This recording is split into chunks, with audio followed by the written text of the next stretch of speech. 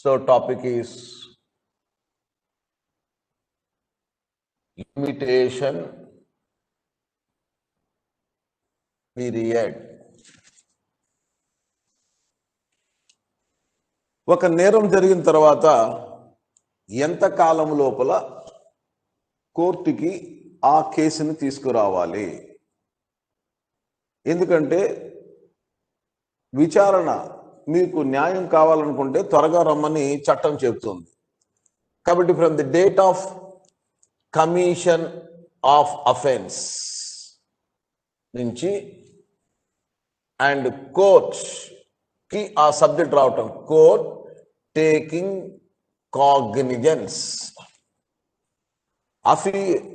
Offence, commission of offence and court taking cognizance of offence గురించి మాట్లాడుతుంది. ఒకవేళ మీరు ఆలస్యంగా కానీ కేసును తీసుకొస్తే కోర్టు ఆ కేసును తీసుకోదు. కాబట్టి the period with in which time is given now to come to the court, the time given to come to the court for justice is known as a limitation period. Actually, limitation period మన దగ్గర రెండు conditions లో ఉంది. ఒకటి the limitation act, limitation act ఉంది. రెండు సిఆర్పిసిలో ఉంది. Limitation act ఎక్కువగా సివిల్ మ్యాటర్స్ గురించి మాట్లాడుతుంది. సిఆర్పిసి ఏమో క్రిమినల్ లా గురించి మాట్లాడుతుంది, క్రైమ్స్ గురించి మాట్లాడుతుంది.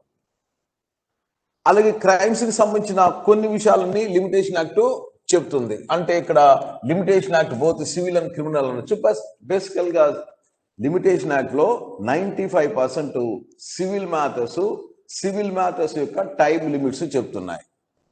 కాబట్టి what is the time limit to approach the court, ఆ విషయాన్ని ఇప్పుడు మనం డిస్కస్ చేయాలి.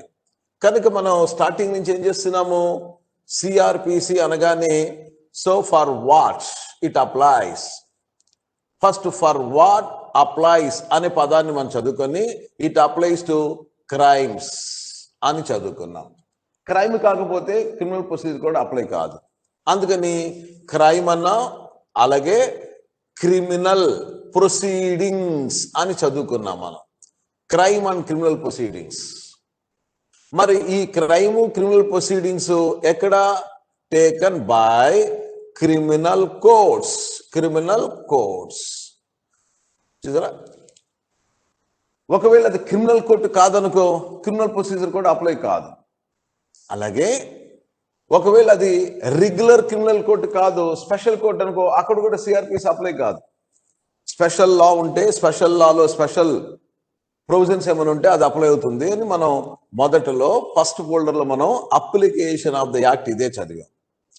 ఆ తర్వాత ఏమనుకున్నాము, ఏదైతే క్రిమినల్ కోర్ట్ అంటున్నామో మనం ఇక్కడ so what are the criminal courts, what are the criminal courts? మన దేశంలో ఏమేమి క్రిమినల్ కోర్ట్స్ ఉన్నాయి? హైయెస్ట్ లెవెల్ వదిలేస్తే మనము సెషన్స్ కోర్టు నుంచి డౌన్వర్డ్స్ అన్ని కూడా చూసుకున్నాం మనం. కాబట్టి sessions court, magistrate court, metropolitan magistrate court, judicial magistrate courts అని 3 వెరైటీసే ఉన్నాయి లోకల్ గా కేసెస్ చూడటానికి. ఆ తర్వాత హైకోర్టు, సుప్రీంకోర్టు, జోన్ల అపీల్స్, అలా వాటి కోర్ట్స్ గురించి మాట్లాడుకున్నాం. అలాగే ప్రతి జడ్జికి కూడా what is the jurisdiction of the courts. మరి వీళ్ళని ఎవరు అపాయింట్ చేస్తారు, వారి యొక్క జ్యూరిడిక్షన్ ఏమిటి నిన్న కూడా చదువుకున్నాం. ఏ ఏరియా, వాట్ కేసెస్. కాబట్టి ఇక్కడ పనిష్మెంట్ని బట్టే వారి యొక్క కేసులు కూడా నిర్ణయం అవుతాయి. అంటే what extent they can give punishment, to that extent only they can take the cases. కాబట్టి ఒక్కొక్క మ్యాజిస్ట్రేటు తనకు ఇచ్చిన పనిష్మెంట్ అధికారానికి లోబడి కేసులు తీసుకుంటారు. ఆ విధంగా జ్యూరిడిక్షన్ గురించి కూడా మనం గమనించాం, కేసెస్, జ్యూరిడిక్షన్స్. తర్వాత మరి ఇంకా మెల్లగా ఏం చేశాను నిన్న, సరేనండి కోర్టు ఉంది, మరి ప్లేస్, ఏ ఊర్లో కేసు వేయాలి, క్లారిటీ కావాలి. సో మోస్ట్ పాపులర్ గా చెప్పుకున్నట్టుగా 177 place of commission of offence. మరి ఒక నేరం జరిగింది, ఈ నేరం జరిగింది కాబట్టి ఈ కోర్టుకి, ఈ ప్లేస్ లో ఉన్న ఈ కోర్టుకి వచ్చాము. చూసారు ఇక్కడ కోర్టు, ఈ ప్లేస్ లో ఉన్న ఈ కోర్టుకి నేరం జరిగిన విషయాన్ని తీసుకొచ్చాము. బాగానే ఉంది. ఇదిగో ఈ కేసు. మరి టైం ఏంటండి? ఇప్పుడు మనం 5th పాయింట్లో ద టైం యూఆర్ టాకింగ్. ఎవరు నన్ను గాయపరిచారో, గాయపరిస్తే వెళ్ళి కేసు పెట్టాలి, లేదా కోర్టుకు వెళ్ళి న్యాయం కోరాలి. కానీ గాయాన్ని ఓర్చుకుని రోజు అతనితో చెప్తుంటాను, రాయ్ నన్ను కొట్టావు నువ్వు, నేను రేపు కేసు పెడతానని. పెట్టలా. రోజు కనిపించినప్పుడు నీ మీద కేసు పెడతాను చూడు, నన్ను కొట్టావుగా, ఇలా సంవత్సరం నుంచి చెప్తూనే ఉన్నావు. ఇప్పుడు కోర్టుకు వెళ్ళావు. కోర్టుకు వెళ్ళి కేసు పెడితే కోర్టు వారు అడుగుతారు, మరి సంవత్సరం అయిపోయింది కదా, నువ్వు ఎందుకు రాలేదు అంటే నీకు న్యాయం పొందాలని ఇష్టం లేదు. పైగా ఆ కేసు జరిగిన విషయాన్ని బట్టి జరిగిన నేరాన్ని నువ్వు ఎక్స్ప్లాయిట్ చేసే ప్రయత్నం చేసావు. ఊరికి అతనితో మాట్లాడటం అనవసరం. అలాగే మరొక రహస్యం కూడా ఉంది ఇక్కడ. ఎప్పుడైతే నేరం జరిగిందో కమిషన్ ఆఫ్ డేట్ మీరు కానీ ఇమీడియట్ గా వస్తే ఏమవుతుందంటే ఎవిడెన్స్ అంతా కూడా ఫ్రెష్ గా ఉంటుంది, హాట్ గా ఉంటుంది. చూసిన వాళ్ళందరూ కూడా మెమరీ పవర్ బాగుంటుంది, వచ్చి సాక్ష్యాలు చెప్పగలరు. కాబట్టి so you are asked to come early, as early as possible మిమ్మల్ని రమ్మంటున్నారు. ఎందుకంటే evidence is fresh. Evidence is fresh. And also witness ఎవరైనా ఉంటే ఆ విట్నెస్ యొక్క memory power also very fresh. రోజులు గడిచే కొద్ది సాక్ష్యాలు మరుగున పడిపోతాయి. రోజులు గడిచే కొద్ది చూసిన సాక్షులు కూడా మర్చిపోతారు ఏమేమి జరిగాయో. ఆ తర్వాత చాలా కాలం తర్వాత వచ్చి కోర్టులో సాక్ష్యాలు చెప్పమంటే తారుమారుగా చెప్పేస్తారు, ఎందుకంటే మెమరీ ఉండదు. మరి తారుమారుగా చెప్పగానే కోర్టు వారికి ఏమవుతుంది, డౌట్స్ క్రియేట్ అవుతాయి. ఎప్పుడైతే డౌట్ క్రియేట్ అయిపోయిందో benefit of doubt goes to accused అని ఒక సామెత, ఒక స్టేట్మెంట్. కాబట్టి మనకు ఎవిడెన్స్ ఫ్రెష్గా ఉన్నప్పుడే, నేరం జరిగిన సమయంలో అయితే అక్కడ బ్లడ్, ఫింగర్ ప్రింట్స్ ఏవో దొరుకుతాయి మనకు. అలా నేరం జరిగిన తర్వాత అక్కడ ఏమో ఫోటోలు తీసుకోకుండా, ఏ ఎవిడెన్స్ తీసుకోకుండా తర్వాత వెళ్దాంలే అనుకుంటే కొద్ది రోజులకి ఏం కావచ్చు, అక్కడ ఉన్నటువంటి ఫుట్ ప్రింట్స్, ఫింగర్ ప్రింట్స్, ఇతర ఎవిడెన్స్ అంతా కూడా మాసిపోతాయి. అందుకని కోర్టు వారికి తీర్పులు చెప్పడం కష్టం అవుతుంది, మీరు వచ్చి ప్రయోజనం లేదు కోర్టుకి. అందుకని కోర్టులో మనకు ఎవిడెన్స్ కావాలని ఏదైతే ఇండియన్ ఎవిడెన్స్ యాక్ట్ లో చెప్తున్నామో దాని గురించి కూడా ఒక కండిషన్ ఉంది. కాబట్టి so directing the people to come to the court as early as possible. Delay will defeat your case. అందుకే justice delayed is justice denied అంటారు. అయితే జస్టిస్ డిలేడ్ అంటే మేము డిలే చేయలేదండి, మీరే డిలే చేసుకున్నారు. మీరే డిలే చేసుకుంటే మేమేం చేయగలం? కాబట్టి మా దగ్గరకు కేసు వచ్చిన తర్వాత జస్టిస్ డినైడ్ అనే పదం కోర్టుకు సంబంధించింది. కోర్టులో కేసు వేసిన తర్వాత వాళ్ళు ఎంతకాలం లోపల దాన్ని విచారణ జరపాలి అనే దానికి సంబంధించింది. మనం ఎంతకాలం రావాలనే దానికి సంబంధించి కాదు అది. సో కాబట్టి మొత్తానికి ఈ పాయింట్ని హైలైట్ చేసుకోండి. ఎందుకు టైం లిమిట్ పెడుతున్నారు? జనాల మధ్య లిటిగేషన్ ఫ్రీ. ఇంకొక పాయింట్ కూడా చెప్పచ్చు, సమాజం ఎలా ఉండాలంటే సో లిటిగేషన్ ఫ్రీ సమాజం అయి ఉండాల, తగాదాలు లేని సమాజం అయి ఉండాల, ప్రజలు ఒకరితో ఒకరు గుడ్ రిలేషన్స్ ఉండాలా.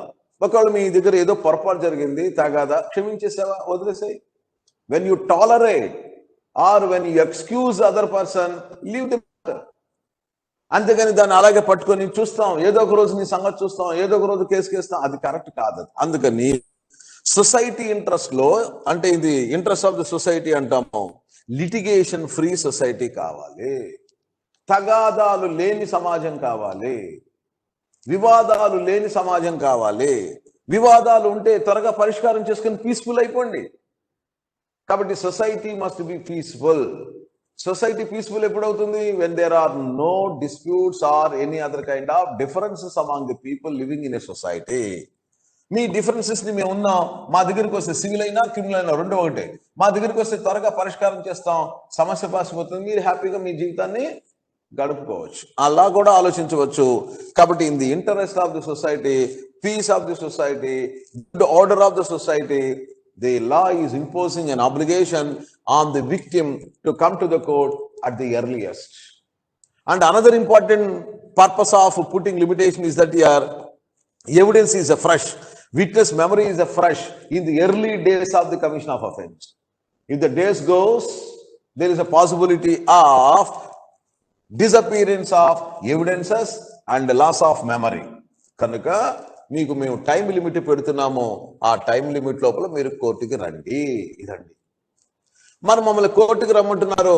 What are the rules relating to that limitations? ఇప్పుడు సెక్షన్ 467 to 473 సెక్షన్స్ మీకు ఆ లిమిటేషన్స్ గురించి చెప్తున్నాయి, కాస్త గమనించండి. 473 రైట్. ఇప్పుడు 467, so what is men by period of limitation? Period of limitation అనగానేమి అని ఒక డెఫినేషన్ ఇచ్చింది. బస్ ఇది ఇక్కడ పడినట్లేదు, మీరు రాసుకోవచ్చు. ఫస్ట్ స్టార్టింగ్ లోనే 467 definition. Period of limitation means, అది డెఫినేషన్ కాదు, ఊరికి చెప్పినట్టే ఉంది. Period of limitation means, the period of limitation means, వాళ్ళు చెప్తున్న definition means the period of specified, the period specified in section 468 for taking cognizance. I repeat the words here. So, period of limitation means the period specified in section 468 for taking cognizance. అంతమించి ఏం చెప్పాలి అంటే period of limitation ఎక్కడ ఉంది? So ఇప్పుడు మనం 468కి వెళ్తే ఇక్కడ, so what is the period of limitation ఇక్కడ కనిపిస్తున్నాయి మనకు. అయితే ఇప్పుడు క్వశ్చన్ మీకు ఇంకోటి తెలియాలి. టేకింగ్ కాగ్నిజెన్స్, కోర్టు వారు ఆ కేసుని స్వీకరించటానికి సంబంధించింది లిమిటేషన్ పీరియడ్, వేరే వాటికి సంబంధించింది కాదు. కనుక మరి ఆ లైన్ లో మీకు చెప్పాను, what are the steps in criminal proceedings. ఏమున్నాయండి క్రిమినల్ ప్రొసీడింగ్స్ లో? ఎక్కడ స్టార్ట్ అయ్యాం మనం? ఇప్పుడు అఫెన్స్, కమిషన్ ఆఫ్ అఫెన్స్ వచ్చింది కదా, గుర్తున్నాయా? మళ్ళీ మొత్తం మర్చిపోకుండా ఎప్పుడు ఆ లిస్టు నేను ఒక 12 పాయింట్స్ దాకా చెప్పున్నాను మీకు. అది ఏవి మిస్ కాకుండా అలాగే పట్టుకొని వాటి ఎప్పుడైతే అఫెన్స్ జరిగిందో, అఫెన్స్ తర్వాత ఫస్ట్ స్టెప్ ఏంటి? ఎఫ్ఐఆర్. తర్వాత రెండో స్టెప్ ఏంటి? The police arrest the person. మూడో స్టెప్ ఏంటి? ఇన్వెస్టిగేషన్, అంటే ఎగ్జామినేషన్ ఆఫ్ విట్నెసెస్. నాలుగో స్టెప్ ఏంటి? Charge sheet. సో ఐదో స్టెప్ ఏంటి? కాగ్నిజెన్స్. ఇప్పుడు ఇది టాపిక్ మన దగ్గర.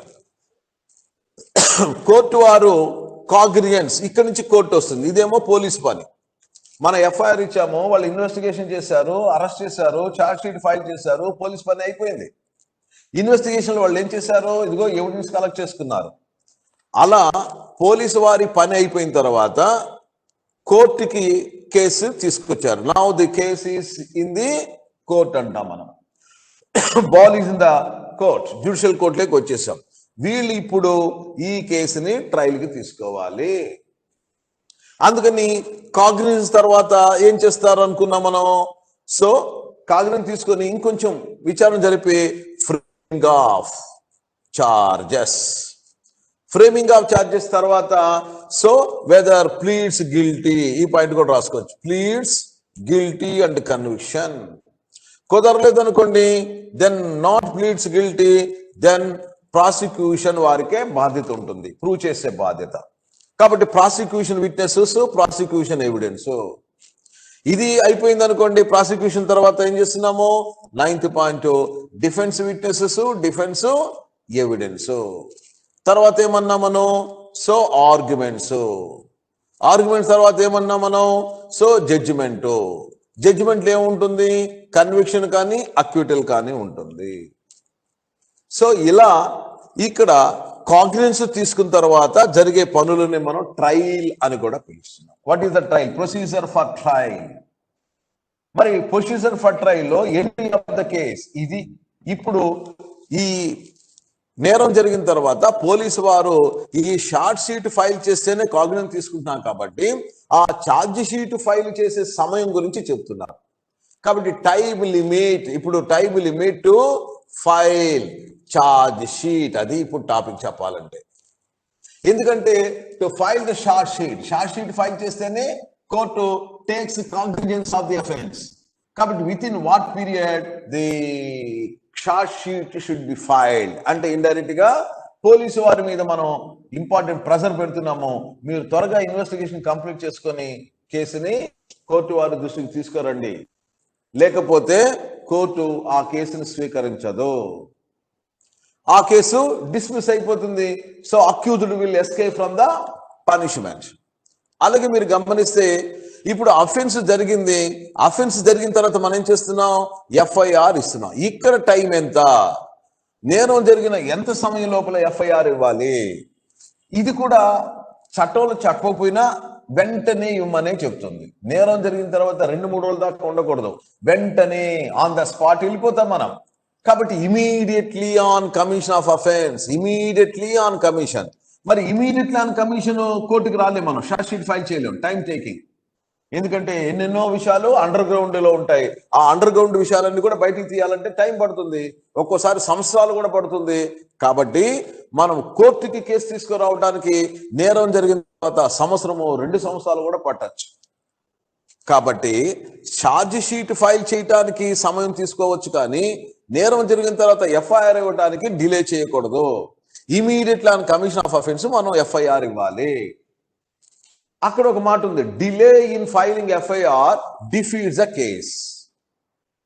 కాబట్టి ఈరోజు గొడవ జరిగింది, బాగా కొట్లాడుకున్నారు, రక్తం వచ్చేలాగా కొట్టుకున్నారు, అయినా ఎవడు పోలీస్ స్టేషన్కి వెళ్ళా, వారం తర్వాత వెళ్ళి ఏమండి లాస్ట్ సండే ఇలా కొట్టుకున్నామండి అని ఈ రోజు కేసు పెడితే, మరి లాస్ట్ సండే కొట్టుకుని ఇప్పుడు దాకా ఏం చేశారు, ఈసారి మళ్ళీ కొట్టుకున్నప్పుడు రాపోండి అంటారు వాళ్ళు. అంతేగాని ఆ పాత కేసును తీసుకోరు. అయితే మీరు అలా జరిగిన నేరాన్ని వెంటనే ఎందుకు రాలేకపోతున్నారో, మీ దగ్గర ఒక స్టోరీ ఉందనుకోండి, then can be taken. For not giving FIR immediately there is a reason for that, then we can give. For example ముఖ్యంగా మనము ఉమెన్ కేసెస్ లో చూస్తుంటాం మనం. ఫర్ ఎగ్జాంపుల్ సో ఇప్పుడు సెక్చువల్ అఫెన్సెస్, ఒక ఉమెన్ ఎవరో అటాక్ చేశారు, ఒక గర్ల్ అటాక్ చేశారండి, సో ఆమెను ఇన్సల్ట్ చేశారు, ఏదో జరిగింది. ఇప్పుడు ఈమె ఫ్యామిలీ మ్యాటర్స్, గౌరవం సంబంధించింది, సమాజానికి సంబంధించి పోలీస్ స్టేషన్కి వెళ్ళాలా వెళ్ళొద్దా, సో మదన పడుతూ ఉంటారు వాళ్ళు. అందువలన వాళ్ళు ఆలస్యంగా రియాక్ట్ అయ్యి ఇంట్లో వాళ్ళందరికీ తెలిసేటప్పటికి ఆలస్యం అయిపోతుంది. ఎప్పుడో జరిగిన నేరాన్ని ఇప్పుడు తీసుకొచ్చి కేసు పెడతారు. ఇలాంటి వాటికి రీజనబుల్ ఎక్స్క్యూజ్ ఉంటుంది, అప్పుడు ఎఫ్ఐఆర్ తీసుకోవచ్చు. కాబట్టి ఎక్సెప్షనల్ కేసెస్ లోనే ఎఫ్ఐఆర్ లేట్, అంతేగాని రోజువారీ కొట్లాటలు, ఫిజికల్ గా కొట్లాడుకున్నప్పుడు వెంటనే ఇవ్వాలండి. మర్డర్ జరిగింది, అసలు వ్యక్తి చనిపోయాడా బతుకున్నాడు కూడా తెలియదు మనకు, మన కేసు ఎలా పెడతాం? కాబట్టి కమిషన్ ఆఫ్ అఫెన్సే తెలియనప్పుడు కేసు పెట్టలేం కదా. ఎక్కడో మన వాడు ఎక్కడో దూరంగా ఉన్నాడు, ఊరెళ్ళి ఉన్నాడు అనుకున్నాం, కానీ అక్కడ లేడు, మెసేజ్ లేదు, సో వెతుకుతూ ఉన్నాం, ఏమయ్యాడు ఏంటి అని. ఆ నెల తర్వాత తెలిసింది అతను చనిపోయాడని, అప్పుడు కేసు పెడతాం. అలా మనకు నేరం జరిగిన తర్వాత ఎఫ్ఐఆర్ సాధ్యమైనంత వరకు ఇమీడియట్ గా ఇస్తాము. పోలీసులు కూడా ఇమీడియట్ గానే రియాక్ట్ అవ్వాలి. అందుకని ఎఫ్ఐఆర్ ఇచ్చిన 10 రోజులకో కాదు, ఎఫ్ఐఆర్ ఇచ్చి రాసుకుని వెళ్ళండి చూస్తాంలే మాకు చాలా పనులు ఉన్నాయి అంటే కుదరదు.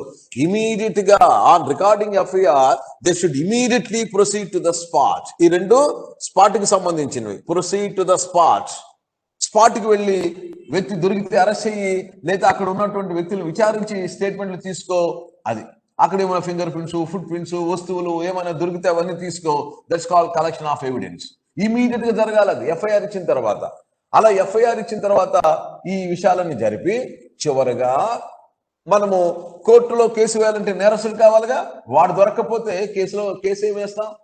వాడు పారిపోయాడండి, 10 సంవత్సరాలు అయింది నేరం చేసి పారిపోయి, కోర్టుకి కేసు తీసుకొచ్చి ఏం చేస్తామండి? కోర్టు ఎవరిని పిలిపించే విచారణ చేస్తుంది? విక్టిమ్ అయితే ఉన్నాడు, మరి వాట్ ఈజ్ అక్యూజ్డ్? వాళ్ళు లేనప్పుడు ఎవరిని విచారించాలి, ఎవరిని జైల్లో వేయాలి? కాబట్టి ఇప్పుడు ఆలస్యం అయిపోతుంది, ఇన్వెస్టిగేషన్ చేసినా ప్రయోజనం లేదు. అలా మనకేమవుతుంది? ఆలస్యం అవుతుంది. ఆలస్యం అవుతూ ఉంటే ఇక్కడ కొన్ని ఇబ్బందులు ఉన్నాయి కనుక టైం లిమిట్ ఒకటి పెడుతూ ఉన్నాం. కాబట్టి ఇక్కడ టైం దేనికి సంబంధించి, కేసు పెట్టడానికా, విచారణ జరపటానికా అంటే విచారణ జరపడానికి టైం లిమిట్ లేదు. టు బి ఫ్రాంక్, ఎఫ్ఐఆర్ ఇవ్వడానికి కూడా టైం లిమిట్ చెప్పట్లేదు. కానీ ఈ లిమిటేషన్ పీరియడ్ అంతా కోర్టుకు సంబంధించిన taking cognizance period specified in section 468 for taking cognizance. కాబట్టి కోర్టు ఆ కేసును స్వీకరించడానికి లిమిటేషన్ పీరియడ్ తప్ప నాట్ ఫర్ అదర్ థింగ్స్. అందుకని ఆ పాయింట్ని మనం కాస్త హైలైట్ చేసుకోవాల్సి వచ్చింది, టేకింగ్ కాగ్నిజెన్స్. సో ఇప్పుడు మరి సెక్షన్ 468లోకి వెళ్తున్నాం. ఆ లిమిటేషన్, పీరియడ్ ఆఫ్ లిమిటేషన్ ఎలా ఉంది? ఇదిగో first the period of limitation మనకు, so they are giving here as 6 months period. అంటే ఈ కేసుని నేరం జరిగిన రోజు టైం లిమిట్ 6 months లోపల మీరు కోర్టుకి తీసుకురావాలి, 6 months. రెండవది 1 year, మూడవది 3 years, నాలుగవది నో లిమిటేషన్. ఇది మన దగ్గర 4 రకాల రూల్స్ పెట్టారు. ఒక నేరం జరిగినప్పుడు దాన్ని కోర్టు వారి దృష్టికి తీసుకొచ్చే మాక్సిమం పీరియడ్ 6 months. ఇప్పుడు when the offense is punishable with fine only.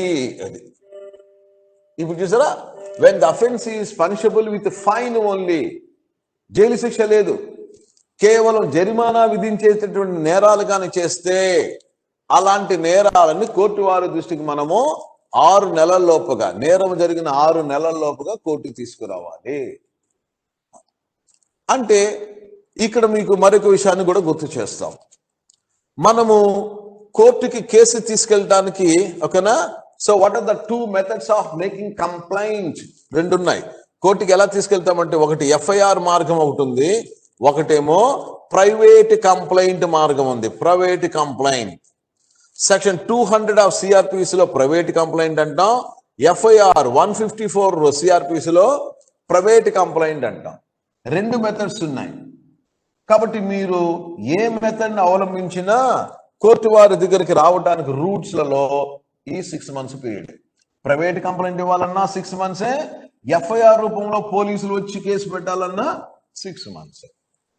అలా when the offense is punishable with fine only, place the case before the court within 6 months of its commission. ఇక రెండోది, when the offense is punishable with when not exceeding 1 year. ఇప్పుడు చూడండి, the offense punishable with imprisonment, jail శిక్ష. కాబట్టి imprisonment గురించి మాట్లాడాలి.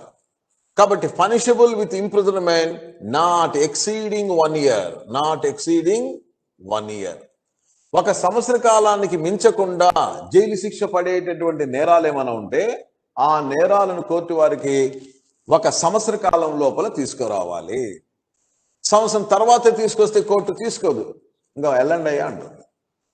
కాబట్టి offences punishable with imprisonment, so not exceeding 1 year అయితే ఇదిగో 1 year లోపల మీరు కేసు, ఇది లిమిటేషన్ పీరియడ్, ఇదేమో అఫెన్స్. మరి 3 years వరకు పీరియడ్ ఉంది మనం తీసుకురావడానికి. 3 years ఎప్పుడు? when the offense is punishable, when the offense is punishable exceeding 1 year but not exceeding 3 years. అంటే 1 to 3 years అని అర్థం. 1 సంవత్సర కాలాన్ని మించి 3 సంవత్సరాల కాల లోపము కానీ శిక్ష విధించేటువంటి నేరాలు ఏమనంటే అలాంటి నేరాలు జరిగినప్పుడు వాటిని కోర్టు దృష్టికి తీసుకురావాలి విత్ ఇన్ 3 years. కాబట్టి 6 months, 1 year, 3 years. Only fine, punishable with up to 1 year and up to 3 years అయిపోయింది. No limitation where the offense is punishable exceeding 3 years, exceeding 3 years. Where the offense is punishable exceeding 3 years here, no limitation period. ఎంత కాలం తర్వాత అయినా ఈ cases ని court వారి దృష్టికి తీసుకురావచ్చు. కాబట్టి police can file A case అంటే ఇప్పుడు చెప్పాను చూడండి, ఎఫ్ఐఆర్ ఇచ్చాము, మర్డర్ కేసు అండి, ఎఫ్ఐఆర్ ఇచ్చాము, వాడు అబ్స్కాండ్ అయిపోయాడు, వాడు దొరకటానికి 10 సంవత్సరాలు పట్టింది. సో నేరం జరిగిన 10 సంవత్సరాలకి అరెస్ట్ చేసి తీసుకొచ్చాం, 10 సంవత్సరాలకి. మరి అతను చేసిన నేరం ఎలాంటిది? So punishable exceeding 3 years. Exceeding 3 years అంటే 10 years, లైఫ్ ఇంప్రిమెంట్, డెత్ సెంటెన్స్, ఇవన్నీ వచ్చేస్తాయి ఇంకా. కాబట్టి where the offense is punishable with death sentence, life imprisonment, or 10 years, or exceeding 3 years, in all these year, no limitation period, ఆ కేసుని ఎప్పుడైనా కోర్టుకి తీసుకురావచ్చు. కాబట్టి మనము ఇక్కడ వరకు చూస్తే, మొదటి ఏబిసి చూస్తే చిన్న కేసులని వీటిని పెద్ద కేసులు అని అనుకుంటే, పెద్ద కేసుల విషయంలో లిమిటేషన్ పీరియడ్ లేదు. ఎందుకంటే పోలీసు ఇన్వెస్టిగేషన్ చేయడానికి కూడా చాలా సమయం పడుతుంది వారికి. మరి అంత సమయం పట్టినప్పుడు మీరు కండిషన్స్ పెట్టనుకోండి, నేరస్తులంతా అరే ఇంకొక కొద్ది రోజులు కానీ మనం అరణ్యవాసం చేసామంటే, అజ్ఞాతవాసం చేసామంటే ఇంకా కేసు విడిపోతుంది అని అందరూ అజ్ఞాతవాసంలోకి వెళ్ళిపోతారు. అవునా? ఎందుకంటే ఆ పీరియడ్ ఆఫ్ లిమిటేషన్, ఎంత మర్డర్ చేసినా సరే 5 సంవత్సరాల లోపల మర్డర్ చేసిన వాడిని పట్టుకోలేకపోయినా, ఆ కేసును కోర్టుకు తీసుకురాలేకపోయినా ఆ కేసు ఎండ్ అయిపోతుంది అని అనుకోండి, మర్డర్ చేసిన వాళ్ళందరూ అజ్ఞాతంలోకి వెళ్ళిపోతారు. వాళ్ళు కావాల్సిన మర్డర్లు చేసేసి 5 సంవత్సరాలు కనపడకుండా ఉన్నారనుకోండి, 6వ సంవత్సరం హ్యాపీగా రావచ్చు. అరే అప్పుడు నువ్వే కదా మర్డర్ చేసిందంటే, అవునండి. ఇప్పుడు ఏం చేస్తారు? ఏం చేయలేరు మీరు, ఎందుకంటే 5 సంవత్సరాలు అయిపోయింది, అజ్ఞాతవాసం పూర్తి అయిపోయింది. ఇది సబ్జెక్ట్. అలా కుదరదండి, ఎందుకంటే నేరాలు. కాబట్టి ఫస్ట్ స్టెప్గా ఇవి చూసుకోండి. What is the limitation period అంటే, అసలు లిమిటేషన్ పీరియడ్ లేదు అని కూడా చెప్పేస్తున్నాం. చిన్న నేరాలకు లిమిటేషన్ పీరియడ్ ఉంది, 6 months, 1 year, 3 years, no limitation. చాలా సింపుల్ గానే ఉంది అది. ఇది ఈ సమయం లోపల తీసుకురావాలి. దీనికి సంబంధించి అసలు టేకింగ్ కాగ్నియన్స్, కోర్టు వారి దృష్టికి ఆ కేసు తీసుకురావటానికి అవసరమైనటువంటి విషయాన్ని చెప్తున్నాము. సో ఇది ఒక సబ్జెక్ట్. ఇప్పుడు మరొక విషయాన్ని చెప్పాలి సార్. ఒకవేళ ఇతను 2 or more offenses, ఇప్పుడు 3వ పాయింట్ తీసుకుందాం. If 2 or more offenses committed in combination,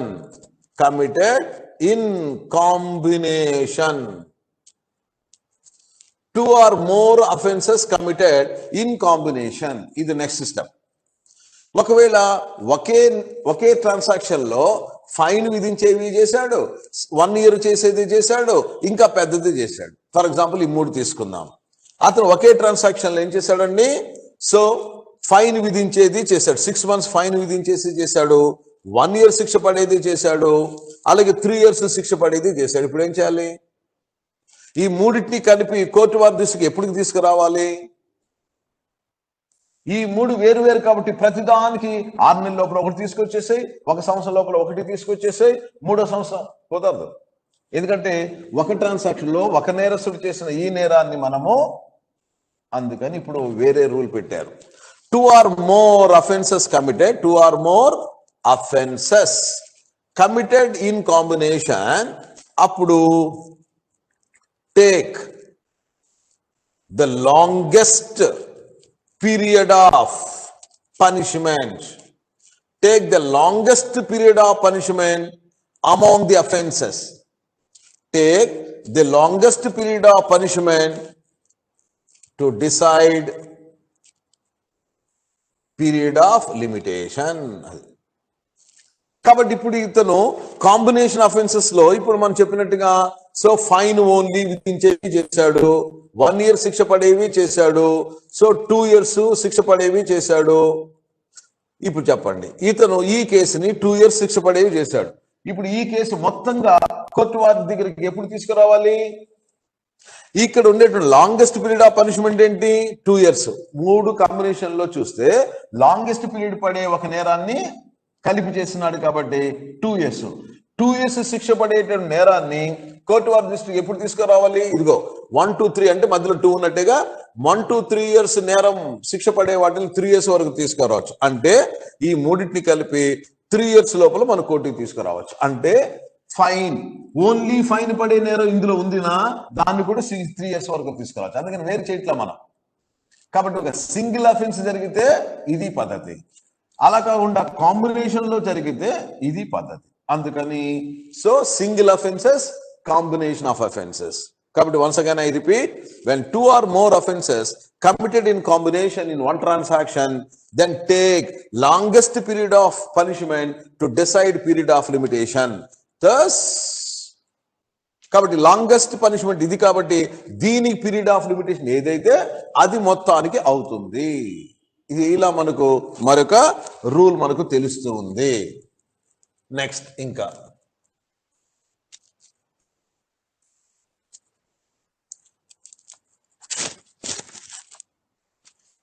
so next మీకు కావాల్సిన టాపిక్ ఇన్ కేస్ ఆఫ్ అయిపోయింది.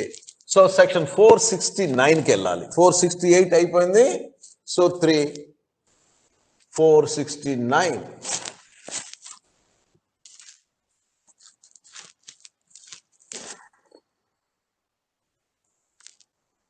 సెక్షన్ 469లో ఏ రూల్ గురించి మనకు చెప్పే ప్రయత్నం చేస్తారో చూద్దాం. This is known as a commencement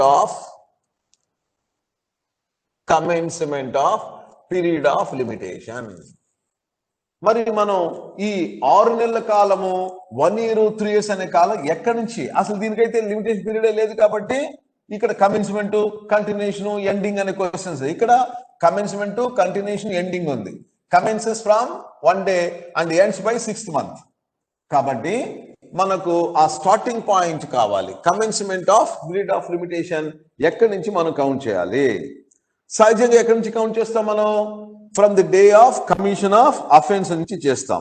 కాబట్టి సో ఫస్ట్ రూల్ ఏం చెప్తుందంటే, ఫ్రమ్ అంటే period of limitation shall be counted from the day of commission of offence. From the day of commission of offence, నేరము జరిగిన రోజు నుంచే మనకు పీరియడ్ ఆఫ్ లిమిటేషన్ స్టార్ట్ అవుతుంది.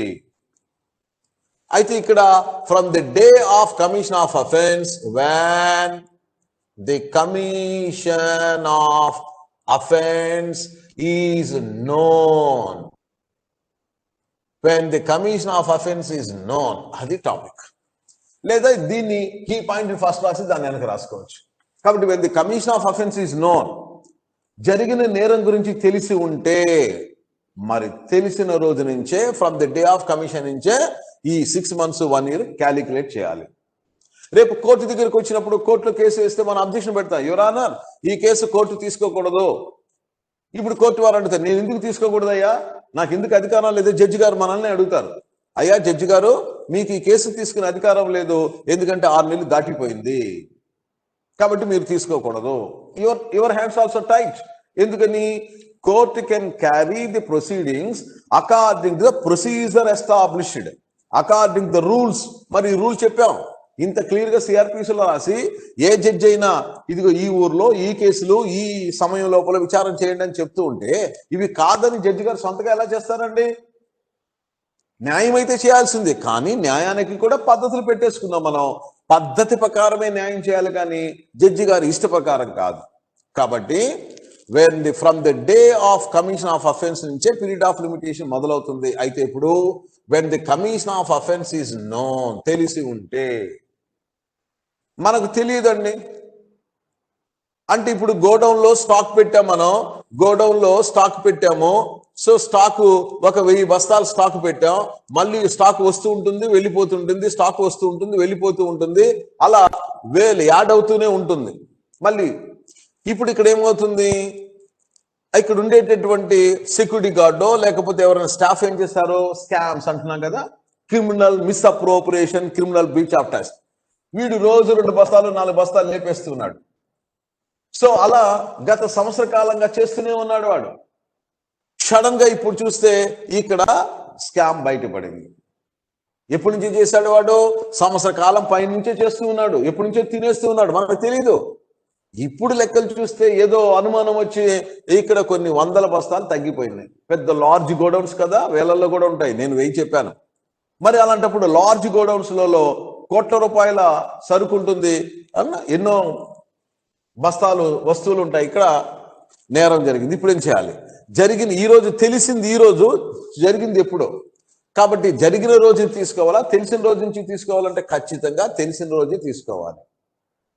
కనుక 2 combination. First one, from the day of commission of offence నుంచే limitation period మొదలవుతుంది, provided the commission of offence is known to the parties. వారికి తెలియకపోతే తెలిసిన రోజు నుంచే మొదలవుతుంది అని అర్థము. ఇది మొదటి రూల్గా చెప్పండి. మరి 469 మరి రెండో రూల్ ఏం చెప్తుందో చూద్దాం. Take the second. When the commission of offence is not known. ఇప్పుడు రెండో పదం చెప్పారు. When the commission of offence is not known, నేరము జరిగిన సంగతి, నేరము జరిగిన రోజు మనకు తెలియదు. అప్పుడు ఏం చేయాలి? when the commission of offense is not known on the day of commission, on the day of commission of offense తెలియదట, అప్పుడు పీరియడ్ ఆఫ్ లిమిటేషన్ స్టార్ట్స్. ఇప్పుడు చెప్తున్నా, ఇది period of limitation starts when it is known, తెలిసిన రోజు నుంచి మొదలవుతుంది. అయితే ఇక్కడ చిన్న లాజిక్ ఉంది మళ్ళీ. When it is known to police or to the complainant or victim అంటారు, కంప్లైనెంట్. కాబట్టి హూ ఎవర్ నోస్ ఎర్లీ. కాబట్టి period of limitation starts with respect to the unknown offenses only when it is known to the police or known to the victim, complainant, whichever is earlier. ఎవరికి ముందు తెలిస్తే వారి తెలిసిన రోజు నుంచి period of limitation మొదలవుతుంది. అంటే ఎవడో ఒకడు ఒక వస్తువుని దొంగతనం చేశాడు, దొంగతనం చేసిన విషయం పోగొట్టుకున్న వాడికి కూడా తెలియదు. ఇంట్లో ఉన్నాయిలే, అక్కడే ఉన్నాయిలే అనుకుంటున్నాడు, వాడికి తెలియదు. అలా కొద్ది రోజులు జరిగిపోయింది. ఈ లోపల పోలీసులు ఎవరన్నా పట్టుకున్నారండి, పట్టుకుంటే వాడి దగ్గర నుంచి రికవరీ చేస్తే వాడు మొత్తం దొంగతనం జరిగిన విషయాలని చెప్పాడు. అప్పుడు ఈ కంప్లైంట్ ఉన్నాడే విక్టిమ్, వాడి దగ్గర ఎరా నీ వస్తువులు పోయాయి, వీడి దగ్గర దొరికే మాకంటే అయ్యా నాకే తెలియదు, ఇప్పుడు వెళ్ళి గోడల్లో వెతుకుంటే లేవు అవి. So therefore you can find. అలా ఈ జరిగిన నేరం గురించి పోలీసులకు ముందు తెలుసుకున్నారా, లేకపోతే విక్టిమే ముందు తెలుసుకున్నాడా? వీళ్ళలో ఎవరికి ముందు తెలిసి ఉంటే ఆ రోజు నుంచి ఈ లిమిటేషన్ పీరియడ్ స్టార్ట్ అవుతుంది. కాబట్టి ఇప్పుడు అఫెన్సెస్ రెండు రకాలుగా తీసుకుందాం. When the commission of offence is known, when the commission of offence is not known. Known కాబట్టి from the day of commission of offence ఈ లిమిటేషన్ పీరియడ్ అవుతుంది. ఇక్కడేమో సో ఇక్కడ కూడా తెలిసేంత వరకు లిమిట్ స్టార్ట్ అవ్వదు. కాబట్టి period of limitation starts when it is known to the police or rights. ఇక మూడవ రూల్ ఒకటి ఉంది. మరి ఆ నేరానికి సంబంధించి when the accused is not known, when the accused is not known, accused is not known. నేరం చేసిన వాడు పలానా వాడైతే మనం వాడిని తీసుకొని అయ్యా పలానా వాడు నన్ను గాయపరిచాడు, పలానా వాడు దొంగతనం చేశాడు అని మనం చెప్తాం. అక్యూజ్ నాట్ నోన్, అర్ధరాత్రి చీకట్లో ఏదో దొంగతనం జరిగిందండి, దొంగతనం జరిగింది పొద్దున్న మనకు తెలుసు, వెంటనే తెలుసు. దొంగ అంటే వాడు పారిపోయాడు చీకట్లో. నేరం జరిగిన విషయం మనకు తెలుసు, పోలీస్ స్టేషన్కి వెళ్ళి చెప్పాం, కేసు పెట్టాం, కరెక్టే. దొంగ ఎవరు మీకు ఏమైనా అనుమానం ఉందా? తెలియదండి, ఎవడో ముసుగు వేసుకొచ్చాడు, ముసుగు దొంగ. మరి వాడు ఎవడో తెలియకపోతే, వాడు ఊరు పేరు తెలియకపోతే వాడిని ఎలా పట్టుకుంటాం, ఎలా కోర్టుకు తీసుకొస్తాము? కాబట్టి వాడెవడో తెలియటానికి చాలా సమయం పట్టచ్చు. అందుకని when the accused is not known, కాబట్టి period of limitation starts from the date of identity of accused. From the date of identity of accused either to police or to the victim. మళ్ళీ ఇక్కడ కూడా whichever is earlier. ఈ యొక్క నేరస్తుడి గురించి ఇప్పుడు పోలీసులు ముందుగా కనుక్కున్నారా, విక్టిమ్ ముందుగా కనుక్కున్నాడా? ఎవరు ముందుగా కనుక్కొని ఉంటే వాడెవడో ఆ రోజు నుంచి లిమిటేషన్ పీరియడ్ మొదలవుతుంది.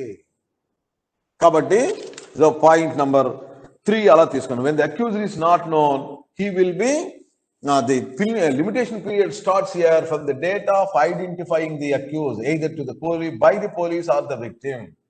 ఇలా మనకు కమెన్స్మెంట్ 6 months 1 year అంటే సరిపోదండి, అది మనకు తెలియాలి. ఇప్పుడు మనం అనుకున్నాం 1 year అఫెన్సెస్, ఎవడో చీకట్లో మనం లాగి పెట్టి కొట్టాడండి, గాయం అయితే అయింది, ఎవరని చెప్పాలి? పోలీకి వెళ్ళి చెప్పాం, అయ్యా ఎవడో కొట్టాడు చూడండి, రక్తం వచ్చింది. కరెక్టేనయ్యా, నీకు రక్తం వచ్చింది, గాయం వచ్చింది, పద తీసుకెళ్ళి డాక్టర్ దగ్గర కట్లు కట్టించాం. మరి ఎవడి మీద కేసు పెట్టాలి? 2 సంవత్సరాల తర్వాత అప్పుడు తెలిసింది, అరే గుర్తుందా, పలానా రోజు పలానా సెంటర్లో నీకు తల పగిలింది. అవునండి, తల పగిలింది, మనమే చేసింది అని ఇప్పుడు వాడు 2 సంవత్సరాల తర్వాత వాడు డిక్లేర్ చేసుకున్నాడు అనుకుందాం. ఇప్పుడు వెళ్ళి పోలీసులకు చెప్పాం, అయ్యా వాడట కొట్టింది ఆ రోజు, మీకు కూడా గుర్తుంది, ఆ రోజు నేను చెప్పాను అని. ఇప్పుడు వాడిని చెప్పాడా, పారిపోయాడు. మళ్ళీ ఇప్పుడు వాడిని వెతుకుతున్నాం, ఐడెంటిటీ వచ్చింది, వాడిని వెతుకుతున్నాం. ఇప్పుడు వీడిని తీసుకొచ్చి కోర్టు వారికి దగ్గర పెడుతున్నాం. అయ్యా అసాల్టే కదా, చిన్న గాయమే కదా, సో 1 year కంటే తక్కువ శిక్షే కదా, అలాంటప్పుడు మీరు 1 year లోపల రావాలి కదా. మరి 2 సంవత్సరాల తర్వాత బయటపడితే మరి అక్యూజ్డ్ తెలియనంత కాలము మనకు ఈ పీరియడ్ వేస్ట్ అయిపోతుంది. తెలిసిన రోజు నుంచే లిమిటేషన్ పీరియడ్ మొదలవుతుంది. కాబట్టి commencement of period of limitation, when the commission of offence is known, the period starts immediately on commission of offense.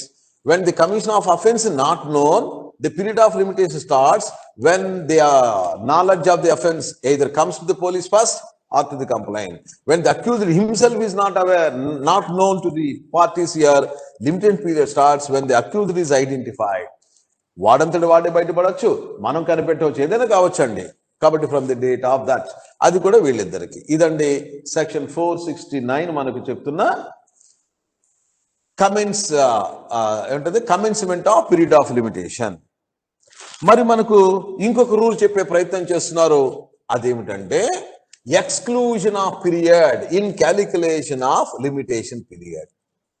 Exclusion of periods in calculation of this అంటే ఈ 6 నెలలు 3 సంవత్సరాలు మనం ఈ వీటికే వస్తాయి, దీనికి పనికిరాదండి. 4వ దానికి అస్సలు పనికిరాదు. అంటే 3 years దాటిన తర్వాత ఉన్న నేరాలకి, మర్డర్ చేస్తే పారిపోతేనో, ఇలా డెత్ సెంటెన్స్ వీటికి అసలు లిమిటేషన్ పీరియడ్ లేదు. కాబట్టి ఎప్పుడైనా కేసు వేయవచ్చు, ఎప్పుడైనా కేసు తీసుకురావచ్చు కోర్టు దృష్టికి.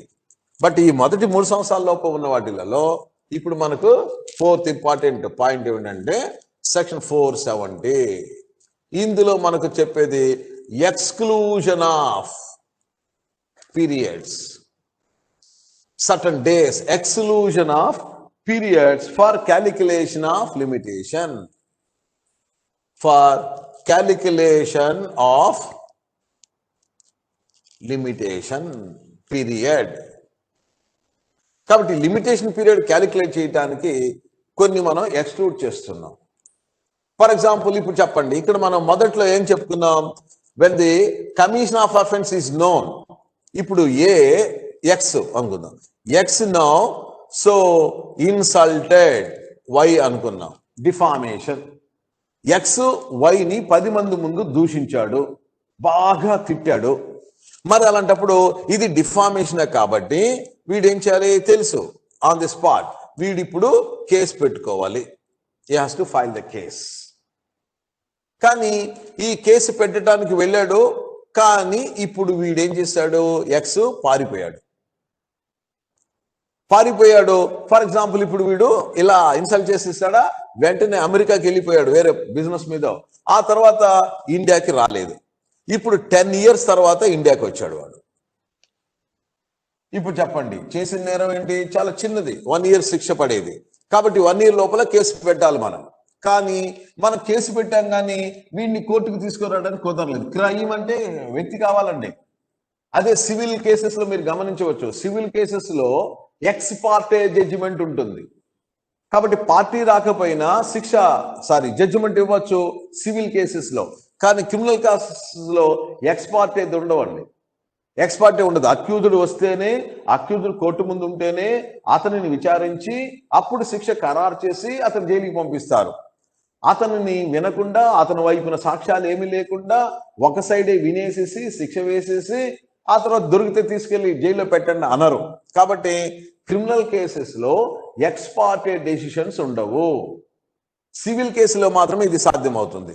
మరి వీడు ఏం చేశాడు, డిఫామేషన్ ఏదో చేశాడు, కేసు అయితే నేను పెట్టాను, వాడు పారిపోయాడు, 10 సంవత్సరాల తర్వాత వచ్చాడు. ఇప్పుడు మనం ఏం చేస్తున్నాం, మళ్ళీ ఆ కేసుని కోర్టుకి తీసుకొస్తున్నాం. అంటే ఇప్పుడు కేసు ఏమైంది, ఇక్కడ నేరం జరిగిన తర్వాత ఒక అనుకుందాం, నేరం జరిగిన తర్వాత కేసు పెట్టాము, విచారణ చేస్తూ ఉండగా 1 month తర్వాత అతను పారిపోయాడు. ఇక 1 month తర్వాత పారిపోతే ఇంకా 11 నెలలే మామూలుగా మనకు టైం ఉంది. కానీ పారిపోయి మధ్యలో 10 సంవత్సరాలు రాలేదు అతను. అంటే ఇప్పుడు కేసు కోర్టుకి రావడానికి 10 సంవత్సరాల 11 నెలలు టైం ఉన్నట్టు లెక్క. The period of his absence from India can be excluded in calculation. Exclude అంటే మరొక అర్థం ఎలా రావాలంటే యాడ్ అని అర్థం. ఎక్స్క్లూడ్ అంటే యాడ్ అని అర్థము. అంటే 6 months కి ఇప్పుడు మనం చెప్పిన పీరియడ్ ఆఫ్ ఏదైతే ఎక్స్క్లూజన్ పీరియడ్ ఉందో దాన్ని యాడ్ చేసుకోవటమే. 6 months ప్లస్ ఈ పీరియడ్ ని యాడ్ చేసుకొని ఇంత సమయం ఉన్నట్టు లెక్క అని అర్థం. For calculation of limitation period the days wasted. ఈ డేస్ ఏంటి, ఈ 10 సంవత్సరాల కాలం వేస్ట్ అయిపోయింది. వేస్ట్ అయిపోయిన కాలాన్ని మనం యాడ్ చేస్తున్నాం అని అర్థం. వేస్ట్ అయిన పిల్లాన్ని ఎక్స్క్లూడ్ చేస్తున్నామంటే అర్థము యాడ్ చేస్తున్నామని. కాబట్టి టోటల్ గా నేరం జరిగిన రోజు నుంచి కోర్టుకి కేసు తీసుకురావడానికి ఇది చూసారా 10 సంవత్సరాల 11 నెలలు అని చెప్పొచ్చు. ఎందుకంటే the man is అబ్స్టాండింగ్ from India. లేదా ఇంకేదన్నా జరగచ్చు. ఇంకేదన్నా అంటే చూద్దామా. ఒకసారి ఏమవుతుందంటే మనము రాంగ్ కోర్టులో కేసు పెట్టాం కాబట్టి టెరిటోరియల్ జ్యూరిడిక్షన్ ఉండాలి కదా కోర్టుకి, అలాగే సబ్జెక్టివ్ జ్యూరిడిక్షన్ ఉండాలి కదా. మనం ఏం చేసామంటే ఒక కేసుని మామూలు రెగ్యులర్ కోర్టులో కేసు పెట్టామండి, కానీ తర్వాత తెలిసింది ఇది రెగ్యులర్ కోర్టు కాదు, స్పెషల్ కోర్టుకి వెళ్ళాలి, మీరు అక్కడికి వెళ్ళండి. ఇది ఒక ఉమెనో గర్ల్కి సంబంధించింది, ఇక్కడ కేసు పెట్టారు, కాదండి ఇక్కడ కాదు కేసు, మీరు స్పెషల్ కోర్టుకి వెళ్ళాలి. లేదా స్పెషల్ కోర్టులో కేసు పెట్టారు, అర్రే ఇక్కడ కాదయ్యా తొందరపడి ఇక్కడికి వచ్చింది కేసు, ఇక్కడికి వెళ్ళండి. ఏమైంది ఇప్పుడు? సో హియర్ సబ్జెక్టివ్ జ్యూరిడిక్షన్ తేడా వచ్చింది. ఒక్క కోర్టు చేయాల్సిన కేసుని ఇంకొక కోర్టులో కేసు స్టార్టింగ్ దాకా వచ్చేసింది. ఇప్పుడు అలాగే మనం ఏం చేసాము, టెరిటోరియల్ జ్యూరిడిక్షన్. కాబట్టి ఇప్పుడు మనకు రాజమండ్రి కోర్టులో విచారణ చేయాల్సిన కోర్టుని విజయవాడ కోర్టులో వేసాం. ఇదేంటయ్యా టెరిటోరియల్ జ్యూరిడిక్షన్, నేను చదివాను కదా ప్లేస్ ఆఫ్ 177 నుంచి 189లో. అక్కడ మనం గమనిస్తే కన్ఫ్యూజన్ అయిపోయేసి ఒక దగ్గర నడపాల్సిన కేసును మా దగ్గర పోలీసు వారు వేశారు, కోర్టు వారు కాగ్నిజెన్స్ తీసుకున్నారు, నడుపుతున్నారు. అలా నడిపేటప్పుడు ఇప్పుడు అర్థమైంది, అర్రే ఇక్కడ కాదు ఈ కేసు, వెనక్కి వెళ్ళాలి. మరి ఇప్పుడు ఇక్కడికి తీసుకొస్తున్నాం. అప్పటికేమవుతుంది, అసలు కోర్టుకి తీసుకొచ్చే సమయానికి మనం చెప్పిన లిమిటేషన్ పీరియడ్ పూర్తి అయిపోయాయి. కానీ మొదటిలో వేసినప్పుడు మాత్రం విత్ ఇన్ వేసాం. ఇక్కడ నుంచి ట్రాన్స్ఫర్ చేసేటప్పుడు బియాండ్ లిమిటేషన్ పీరియడ్. ఇప్పుడు ఏం చేయాలండి, ఇక్కడ కేసు వేసిన తర్వాత ఎంత సమయం అయితే ఈ కోర్టులో వేస్ట్ చేశామో ఆ పీరియడ్ ని ఎక్స్క్లూడ్ చేయండి లేదా యాడ్ చేయండి. ఆ విధంగా సో రాంగ్ కోర్టులో టెరిటోరియల్ జ్యూరిడిక్షన్ లేని కోర్టులో కేసు వేసాం, సబ్జెక్టివ్ జ్యూరిడిక్షన్ లేని కోర్టులో కేసాం. This is called here the case is filed in a wrong court. In such case the case will be transferred to the right court. During this period whatever proceedings time wasted will be excluded in calculating limitation period. కాబట్టి ఆ exclusions గురించి కూడా మన దగ్గర clarity ఇచ్చారు ఈ section 470లో, అవి కూడా మనం గమనిద్దాం. సో ఏ పీరియడ్స్ మనం ఎక్స్క్లూడ్ చేయాలి, calculation excluding. First one, prosecution in a wrong court. కాబట్టి ఇక్కడ wear the prosecution took place in a wrong court. Prosecution took place, let the proceedings of criminal proceedings took place in a wrong court. Wrong court ante na uddesham entante no territorial jurisdiction a court and no subjective jurisdiction. కాబట్టి a court which has no territorial jurisdiction, a court which has no subjective jurisdiction has taken the proceedings, wasted the time. చివరిగా తెలుసుకునే array time waste అయిపోయింది. కాబట్టి the prosecution took place in a wrong case. కాబట్టి ఇప్పుడు the period wasted in such wrong court shall be excluded. కాబట్టి the period So wasted in such wrong court shall be, let the period that is taken will be excluded. First point. కాబట్టి మనము వేరే కోర్టులో time waste చేసుకున్నాము, ఆ టయాన్ని ఇక్కడ exclude చేస్తాం. అంటే సో ఇంకా మనకు పీరియడ్ ఉంటుంది, యాడ్ చేసుకోవచ్చు. Next one, period of stay. Period of stay ఒక నేరాన్ని విచారిస్తానికి. ఇప్పుడు మనం కేసు వేస్తామండి, ఇప్పుడు చూస్తున్నాం కదా పొలిటికల్ కేసెస్ చాలా సీరియస్ గా జరుగుతున్నాయి కోర్టులలో. ఒక నేరం జరిగిందని కేసు వేయగానే వాళ్ళు ఏమొస్తున్నారు, హైకోర్టుకో సుప్రీంకోర్టుకో వెళ్ళి స్టే చేస్తారు. మరి ఇప్పుడు సెషన్స్ కోర్టు ఉంది, ఈ సెషన్స్ కోర్టు దాన్ని డిస్కస్ చేయాలా, జ్యుడిషియల్ మ్యాజిస్ట్రేట్ ఫస్ట్ క్లాస్ ఉన్నాడు, ఆయన కేసు విచారణ తీసుకోవాలా అంటే ఇక్కడ సుప్రీంకోర్టు వాళ్ళు హైకోర్టు వాళ్ళు ఏం చేశారు, స్టే ఇచ్చారు, సుప్రీంకోర్టు వాళ్ళు స్టే ఇచ్చారు. మరి ఇక్కడ ఏమవుతుంది, ప్రొసీడింగ్స్ పెండింగ్. ఇప్పుడు పోలీసు వారు ఉన్నారు, పోలీసు ఇన్వెస్టిగేషన్ చేస్తూ ఉంటే స్టే ఇచ్చేశారు, no investigation stop, further investigation stop అయిపోయిందండి. నేరం జరిగిన విషయం మనకు తెలుసు, నేరం జరిగిన విషయం జరిగిన రోజే తెలుసు అనుకుందాం, 6 months 1 year 3 years రావాలి కదా. ఇప్పుడు మీరు ఆ కేసెస్ ఇన్వెస్టిగేషన్స్ ని స్టాప్ చేసేసారు. ఆ తర్వాత ఈ స్టేని వెకేట్ చేయించుకొని అప్పుడు మళ్ళీ ఇన్వెస్టిగేషన్ కంప్లీట్ చేసి కోర్టుకు వచ్చేటప్పటికి తీరా సమయం దాటిపోయింది. అప్పుడు ఈ కోర్టు ఏమంటుంది, సమయం దాటిపోయిందండి, మీరు 3 years తర్వాత వచ్చారంటే మేమేం చేస్తామండి, స్టే ఇచ్చారు, అందువల్ల మేము ఇన్వెస్టిగేషన్ చేయలేకపోయాం కాబట్టి మీకు షార్ట్ షీట్ ఫైల్ చేయలేకపోయాం, అందువల్ల ఆలస్యం అవుతుంది, కాబట్టి మాకు ఎంతకాలం అయితే స్టే ఇచ్చారో అంతకాలాన్ని ఇక్కడ ఎక్స్క్లూడ్ చేయండి. కాబట్టి మనం ఇప్పుడు 3 years లోపల రావాల్సిన కేసుని 5 yearsకి వచ్చారండి. కమిషన్ ఆఫ్ అఫెన్స్ నుంచి 5 yearsకి కోర్టుకు వచ్చారు. అప్పుడు వీళ్ళు ఏం చెప్తారు, మాకు మామూలుగా 3 years ఉంది, వాళ్ళు ఆల్రెడీ స్టే ఇచ్చేసారండి, 3 years నుంచి స్టేలో ఉందండి కేసు, కాబట్టి 3 years ఉంది, మొత్తం మేము ఇప్పుడు 5 years మీ దగ్గరికి వచ్చాం, 3 years తీసేయండి ఈ 5 లో, ఇంకెంత ఉంది 2 years. అంటే మేము 3 years లో రావాల్సిన వాళ్ళం 2 years లోనే వచ్చినట్టు లెక్క. అంటే we are coming to the court ఎర్లీనే లెక్క. కాబట్టి స్టే పీరియడ్ ని ఎక్స్క్లూడ్ చేసుకుంటే తెలిసిపోతుంది. కాబట్టి కోర్టుకి ఎంత సమయానికి వచ్చారండి, 5 సంవత్సరాలకు వచ్చారు. రావాల్సిన పీరియడ్ ఎంత, 3 years. ఎందుకు రాలేకపోయారు, స్టే వల్ల. స్టే పీరియడ్ ని 5 సంవత్సరాలు తీసేస్తే మిగిలింది 2, అంటే మనం ఇన్ టైంలోనే వచ్చినట్టు అవుతుంది. లేదా రావాల్సిన పీరియడ్ 3 years, స్టే ఇచ్చిన పీరియడ్ 3 years, మొత్తం యాడ్ అన్నాను కదా, అలా చూసుకుంటే 6 years.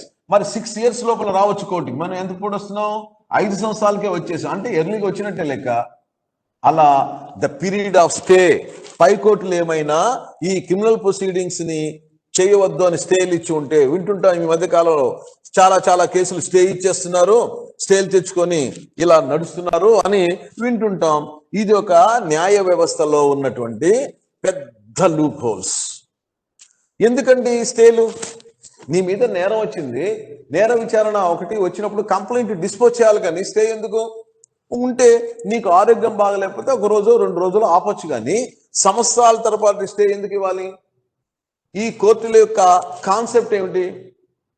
నిన్న మనం చూసాం, ఆయన ఎవరు, ప్రశాంత్ భూషణ్ని శిక్షించడం చూసాం, ₹1 కట్టండి. ఇప్పుడు మనం తర్వాత కాలంలో ఈ రోజు ప్రశ్నించుకోవాల్సి వచ్చింది, ఏమైనా జడ్జీలు అతీతులా, for beyond the Lana judges? అంటే అరే నీలాగా నాలాగా లా స్టూడెంట్గా, నిన్న మొన్న లా స్టూడెంట్, తర్వాత లాయరు, తర్వాత మ్యాజిస్ట్రేట్, తర్వాత జడ్జి, తర్వాత హైకోర్టు జడ్జి, మామూలు మనుషులే కదా మీరు కూడా. కాబట్టి అన్ని విషయాలలో మనం జ్యుడిషియల్ రివ్యూ అంటాం. ఊళ్ళో అన్నీ నువ్వు రివ్యూ చేస్తావు, మరి నిన్ను మాత్రం ఎవడు రివ్యూ చేయకూడదు, నిన్ను కానీ ఎవడైనా రివ్యూ చేస్తే కంటెంప్ట్ అంటావు. కాబట్టి కోర్టులను ప్రశ్నించే అధికారం ప్రజలకు ఉందా లేదా, కొత్త ప్రశ్నలు మొదలవుతున్నాయి ఈరోజు. కాబట్టి ప్రశాంత్ భూషణ్ అంత సీనియర్ లాయరు, ఆయనే కోర్టుని చేసిన తప్పుల గురించి మాట్లాడితే మమ్మల్ని గురించి మాట్లాడే హక్కు లేదంటే మీరేంటి? మీరేమన్నా దేవుళ్ళ దిగి వచ్చారా? పైనుంచి కింద నుంచి వచ్చిన వాళ్ళేగా. మీలో చాలా మంది పొలిటికల్ రికమెండేషన్స్ వచ్చిన వాళ్ళేగా. మీలో ఎంతో మంది తప్పులు చేసే వాళ్ళు కూడా ఉంటారుగా. మరి అలాంటప్పుడు ప్రజలకు మీ గురించి మాట్లాడుకునే హక్కు ఎందుకు లేదు? ఫ్రీడమ్ ఆఫ్ స్పీచ్ ఎందుకు లేదు? కాబట్టి court should not react for the comment of the people for certain things. ప్రతిదానికి సెల్ఫ్ డిఫెన్స్ లో పడకూడదు. అందుకని ఇప్పుడు మనం గమనిస్తున్నాం, కోర్టులు స్టేలు ఇవ్వటం కూడా చాలా అక్రమంగా మారిపోయింది, అన్యాయంగా ఇస్తున్నారు. కాబట్టి విచారణ జరిపి డిస్పోజ్ చేయించాలి కేసెస్ ని.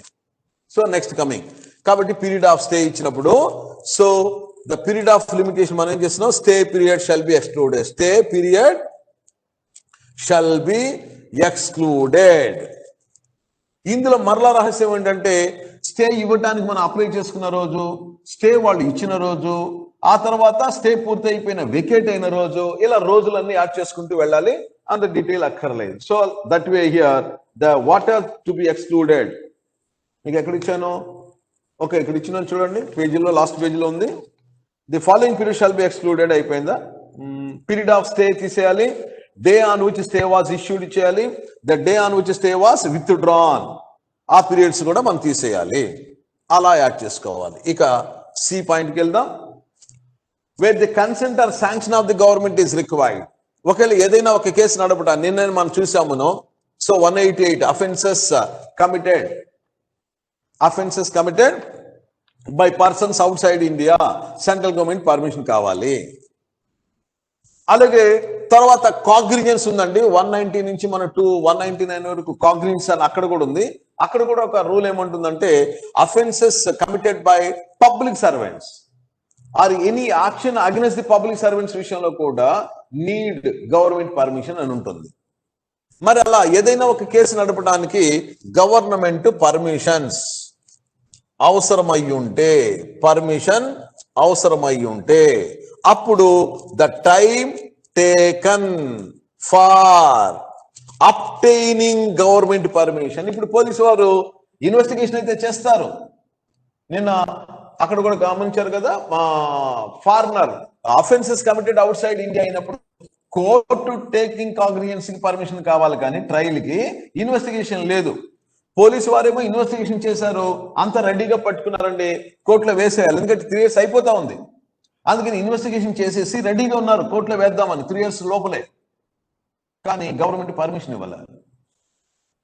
గవర్నమెంట్ పర్మిషన్ కోసంగా మనం ఇప్పటికి పెట్టి 1 year అయిపోయింది, వాళ్ళు పర్మిషన్ ఇవ్వాల. ఇప్పుడు పర్మిషన్ ఇచ్చారు అంటే మనం అప్లై చేసిన రోజుకి వాళ్ళు పర్మిషన్ గ్రాంట్ చేసిన రోజుకి మధ్యకాలం ఎంతైతే ఉందో ఈ వేస్ట్ పీరియడ్ లెక్క, ఈ పీరియడ్ ని మనం ఇక్కడ యాడ్ చేసుకోవాలి. కాబట్టి time taken for obtaining permission of the government shall be excluded in calculation. Excluding the sense add అని అర్థం. కాబట్టి ఆ విధంగా ఆ పీరియడ్ ని మనం ఎక్స్క్లూడ్ చేయమంటున్నాం. దానికి కూడా ఇంకా డీటెయిల్డ్ గా ఇచ్చాను చూడండి. Date on which such application was made, ఆ డేట్ ని తీసేయాలి. And date on which consent was given also excluded.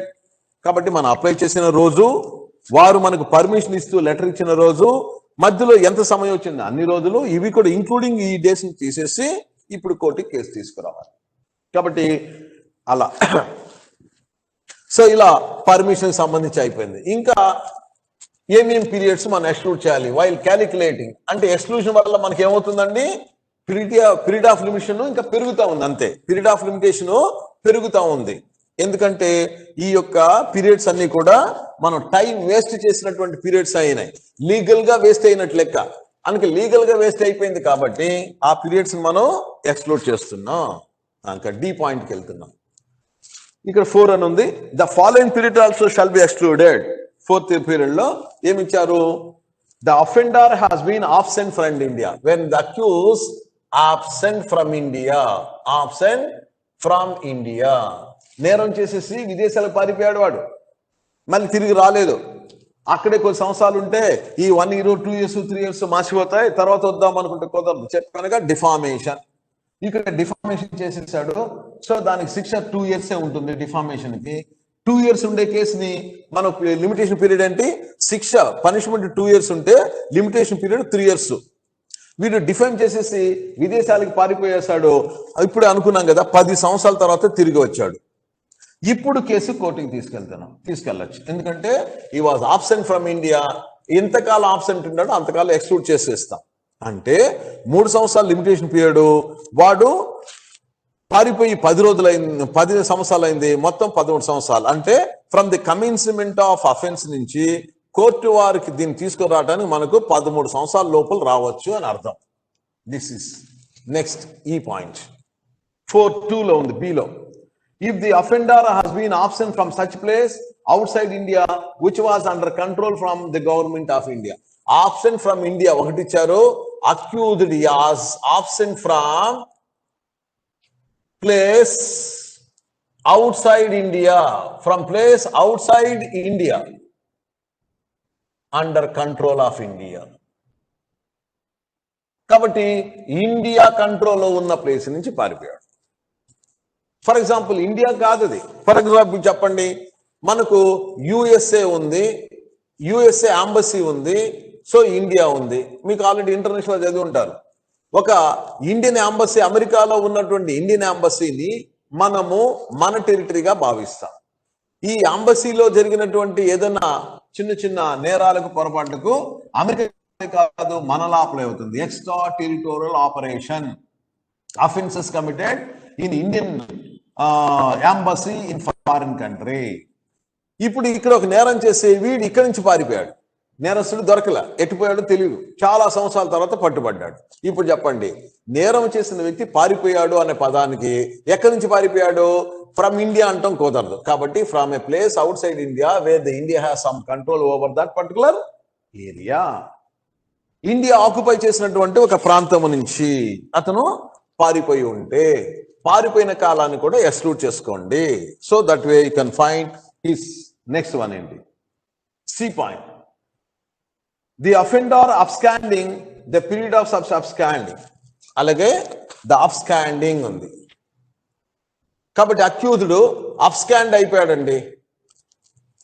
ఇండియాలో ఉన్నాడండి, ఎక్కడ ఉన్నాడో తెలియదు. ఇక్కడేమో క్లియర్గా ఇండియా నుంచి బయటికి వెళ్ళిపోయాడు. అది బిజినెస్ మీద వెళ్ళొచ్చు, ఇంకో దేని మీద వెళ్ళచ్చు. ఇప్పుడు ఇక్కడేమో అబ్స్కాండ్, అండర్ గ్రౌండ్ అనమాట. లేదు. So there is another one year where the accused has concealing himself. Accused concealing himself.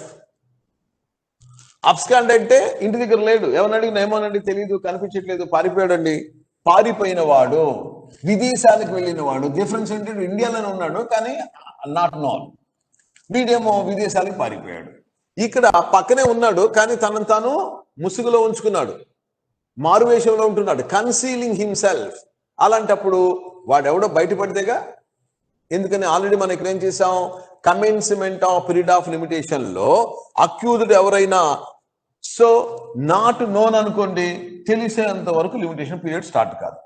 తెలిసింది కానీ ఉన్న వాళ్ళల్లో ఎవడో తెలుసుకోవడం కష్టం, ఎందుకంటే అందరూ మారు వేషాల్లోకి వెళ్ళిపోయారు. ఆ విధంగా ఎంతకాలం అయితే తనను తాను దాచుకున్నాడో దాచుకున్న కాలాన్ని కూడా మనం ఎక్స్క్లూడ్ చేయవచ్చు టు క్యాలిక్యులేట్.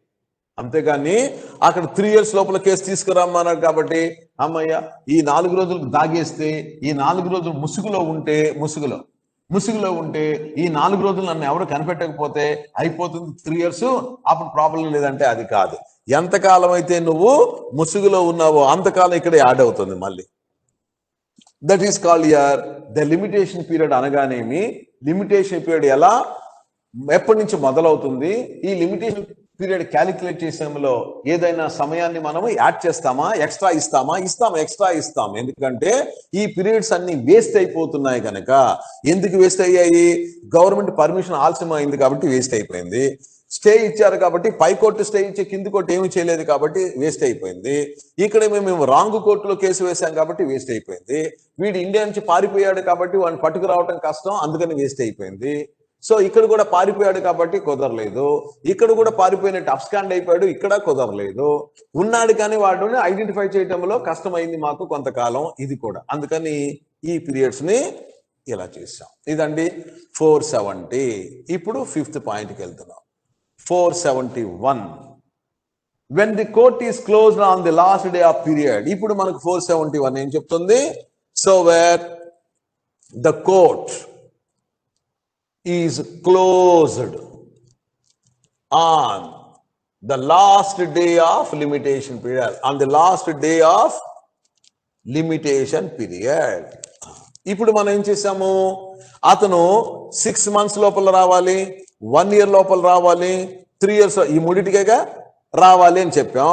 అంతేకాకుండా ఈ పీరియడ్స్ ను కూడా యాడ్ చేసుకుని తీరా కేసు వేసే రోజు ఇదిగో ఈ రోజు for example 12/9/2020 is the last date. అన్ని క్యాలిక్యులేట్ చేసుకొని ఇవన్నీ ఎక్స్క్లూడ్ చేసి యాడ్ చేసి అన్ని చేసుకుంటే ఈ రోజు లాస్ట్ డేట్ అండి. తీరా ఈ రోజు మనం కేసుకు వస్తామంటే ఈ రోజే సెలవు ఉంది, హాలిడే అనమాట. అది ఏదైతే మనం అన్ని క్యాలిక్యులేట్ చేసుకోవచ్చు, అన్ని క్యాలిక్యులేట్ చేసుకుని కేసు వేసే రోజు వచ్చేటప్పటికి తీరా ఆ రోజు హాలిడే అయిపోయింది. అది పబ్లిక్ హాలిడే కావచ్చు, సండే కావచ్చు, వాట్ ఎవర్ మేబీ. అలా కోర్ట్ ఈస్ క్లోజ్డ్.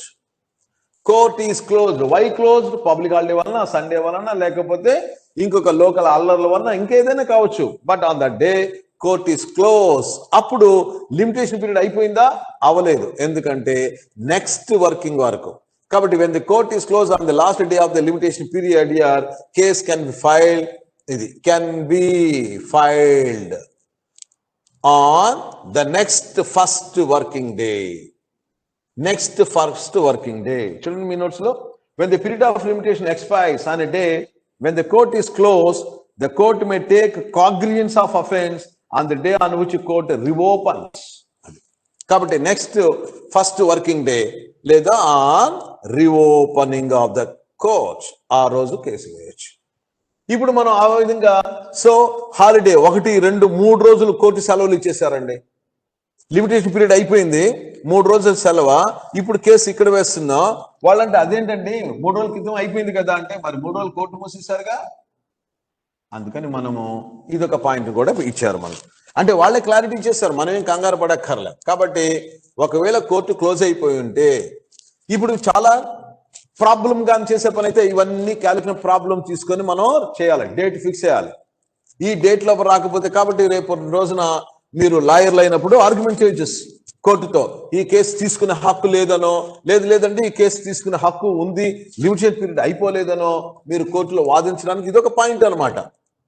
కాబట్టి every case should be brought before the court with in.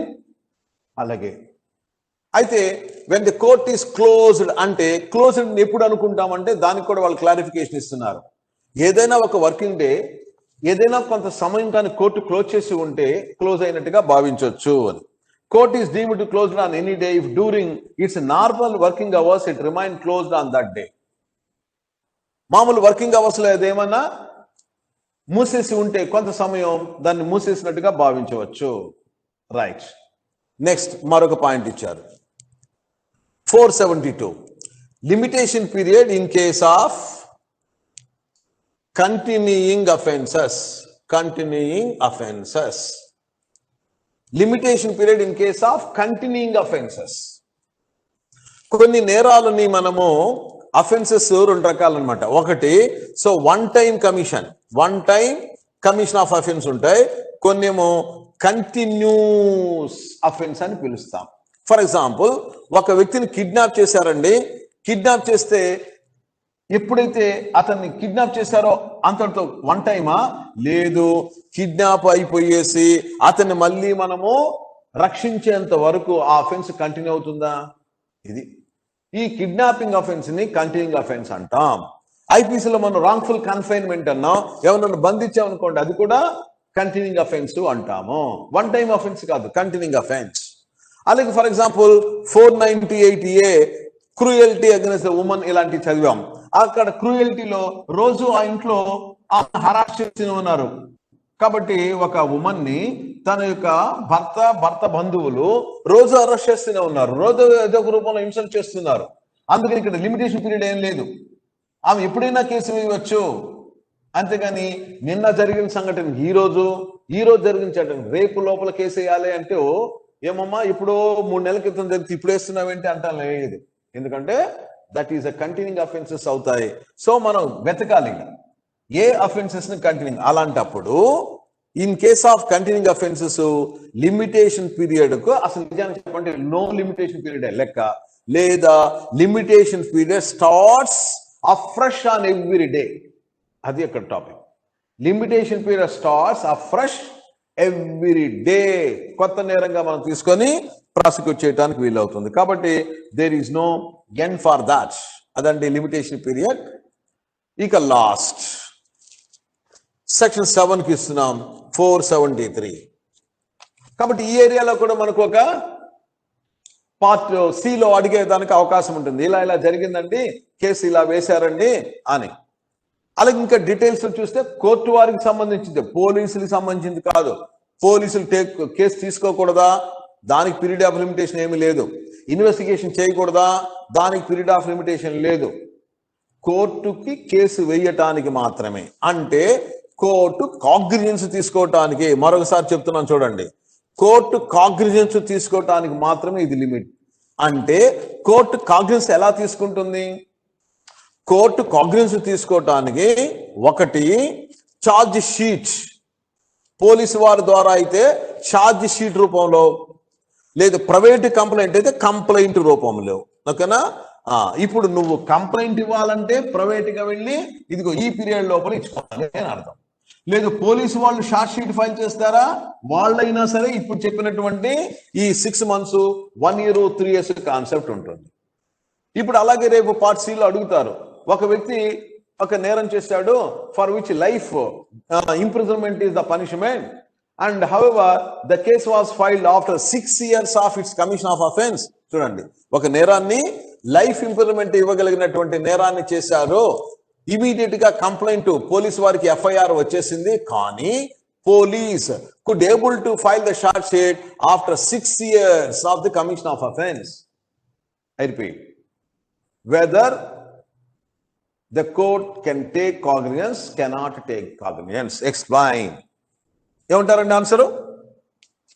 ఒక లైఫ్ ఇంప్రిజన్మెంట్ విధించగలిగినటువంటి నేరాన్ని చేస్తే ఎఫ్ఐఆర్ వెంటనే వచ్చింది, కానీ పోలీసులు 6 సంవత్సరాల తర్వాత కోర్టుకి ఈ షార్ట్ షీట్ ఫైల్ చేశారు. ఇది రైటా రాంగా? చేసింది నువ్వు, నేరస్తునికి శిక్ష పడి తీరాల్సిందే, ఆ నేరానికి వాడు పశ్చాత్తాపడాల్సిందే, లేకపోతే ఎలా?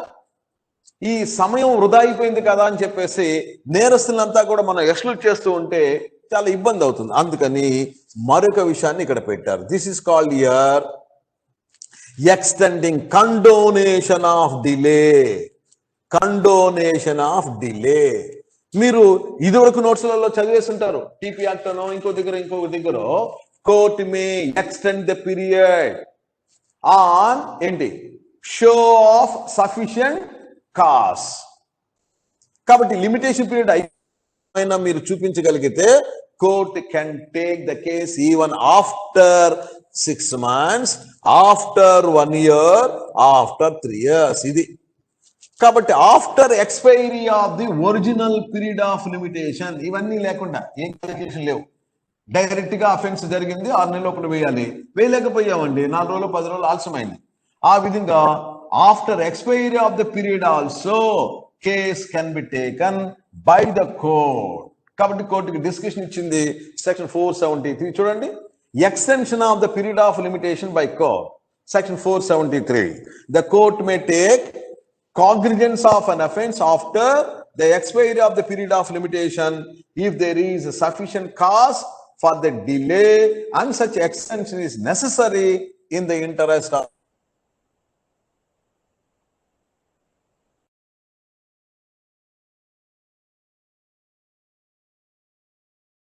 is a sufficient cause for the delay. కాబట్టి ఎక్స్ప్లెయిన్ చేయాలి. పోలీసు వారు ఎందుకు కేసు త్వరగా పెట్టలేకపోయారు ఎక్స్ప్లెయిన్ చేయాలి.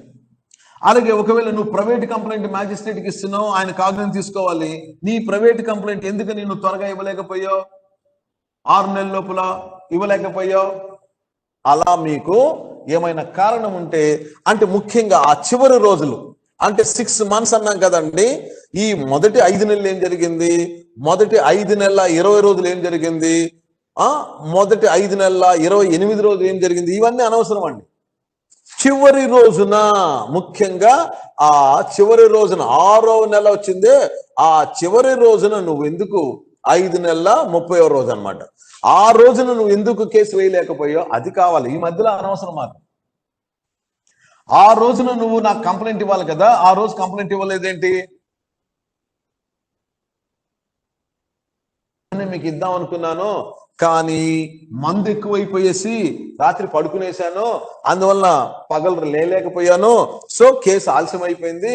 30వ తారీఖున కరెక్ట్ గా ఇవ్వాలి, 30వ రోజున మందు ఎక్కువైపోయి రాలేదు, పక్క రోజునేమో హాలిడే సండే వచ్చింది, అందుకని ఈ రోజు వచ్చాను అన్నాను. ఏమయ్యా ఇది కాజా? ఈ మొదటి రోజుల్లో ఏం జరిగిందో వేస్ట్ అండి. చివరి రోజే మాకు కావాలి. కరెక్ట్ గా 6 నెలలు అంటే 180వ రోజు. 180వ రోజు నీ ఏం జరిగింది అనేది ముఖ్యం. ఆ రోజు నువ్వు ఎందుకు రాలేకపోయావు? 181వ రోజున ఎందుకు రాలేకపోయావు? 182వ రోజున ఎందుకు రాలేకపోయావు? 183వ రోజున ఎందుకు రాలేకపోయావు? అది మాకు కావాలి. అందుకని 150వ రోజు ఏం జరిగిందో మాకు అవసరం. This is called delay.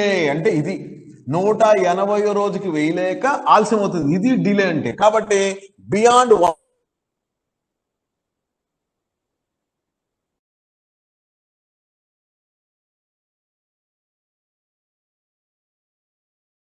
అనుకుందాం.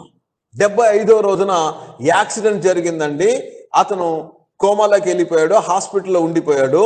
సో ఇప్పుడు విక్టిమ్ అనమాట వేరే కేసులో. ఇప్పుడు ఇతను కోలుకున్నాడు. వారికి అయ్యా పలానా కేసు విషయంలో మీకు నేను కంప్లైంట్ ఇద్దాం అనుకున్నాను, ఇలా జరిగింది అని చెప్తే కోర్టు వారు దీన్ని నిజమని నమ్మితే సర్లే, ఇది నేరస్తులకు కూడా ఒక వార్నింగ్ గా ఉంటుంది, మనం శిక్షించకపోతే వాళ్ళు కూడా చాలా చనువైపోతుంది చట్టం అంటే అన్ని భావిస్తే తీసుకోవచ్చు. అందుకని మనం ఎక్స్ప్లెయిన్ చేయాల్సిన రోజులు ఏమిటి? సో చివరి రోజులే కానీ మొదటి రోజులు కాదు. కాబట్టి 175వ రోజు నుంచి 180వ రోజు వరకు నువ్వు ఎందుకు రాలేకపోయావు? 181న ఎందుకు రాలేకపోయావు? 182వ రోజున ఎందుకు రాలేకపోయావు? 183 ఇప్పుడు ఎందుకు వచ్చావు? ఇప్పుడు వచ్చాడు. ఇప్పుడు వచ్చి ఈ పీరియడ్ ని ఎక్స్ప్లెయిన్ చేస్తున్నాడు. రీజనబుల్ కాజ్, ఆ రోజు ఇలా జరిగింది కాబట్టి నేను రాలేకపోయాను. అది ఆ విధంగా ఒకవేళ తగిన కారణం కానీ చూపిస్తే కోర్టు వారు ఈ లిమిటేషన్ పీరియడ్ తర్వాత కూడా కేసు తీసుకోవచ్చు. ఇవ్వండి